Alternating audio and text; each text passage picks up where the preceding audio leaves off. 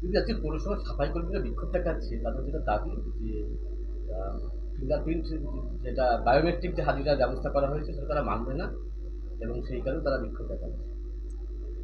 না, মানবে না সেটা তাদের ব্যাপার, কিন্তু আমি যে প্রজেক্টটা করেছি বায়োমেট্রিক শুধু ওদের করিনি, যেহেতু আমার সাফাই কর্মী সবথেকে বেশি পৌরসভার মধ্যে, ওদেরকে পাইলট প্রজেক্ট হিসাবে ওদের প্রথম করা হয়েছে। এবং হেলথ থেকে শুরু করে ট্যাক্স থেকে শুরু করে অফিসের সমস্ত বিভাগ আমি বায়োমেট্রিক স্টার্ট করে দিয়েছি। মোটামুটি 15 দিন মধ্যে এটা স্টার্ট হয়ে যাবে সব, যেহেতু এরা বেশি সাফাই কর্মী, মানে তাদের পাইলট প্রজেক্ট হিসাবে এদের আগে করা হয়েছে। এবং এই এরা যদি না করে, করবে না, তারপরে যেরকম হবে সেরকম কাজ এই করবে। বায়োমেট্রিকটা কেন প্রয়োজন পড়ছে?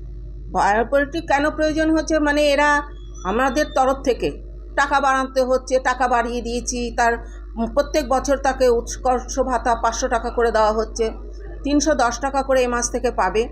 কিন্তু বায়োমেট্রিক করলে কি হচ্ছে, কাজের আমরা ধরতে পাচ্ছি যে কখন যাচ্ছে এবং কতটুকু কাজ করছে, আউট অ্যান্ড ইন, ঠিক আছে। কিন্তু এরা মানে খাতায় সই করে 2 ঘন্টা হয়তো কোথাও থাকলো চলে গেল, সেটা আমি করতে দেবো না, কারণ আমাদের মানে ট্যাক্সের টাকা থেকেই আমাকে সব কাজ করতে হয়। গভর্নমেন্ট তো আর এর জন্য এক্সট্রা টাকা দেয় না, মানুষের টাকা দিয়ে মানুষের পরিষেবা দেবো না, তা তো হয় না। ফাঁকিবাজি রুখতেই বায়োমেট্রিক চালু করেছে, হ্যাঁ, আর ওরা ফাঁকি দেওয়ার জন্য এটা বিরোধিতা করছে। হ্যাঁ, সেটা কি বলবো? এরা মানে কাজ করবে না ভেবেই বায়োমেট্রিকটা অ্যাভয়েড করছে।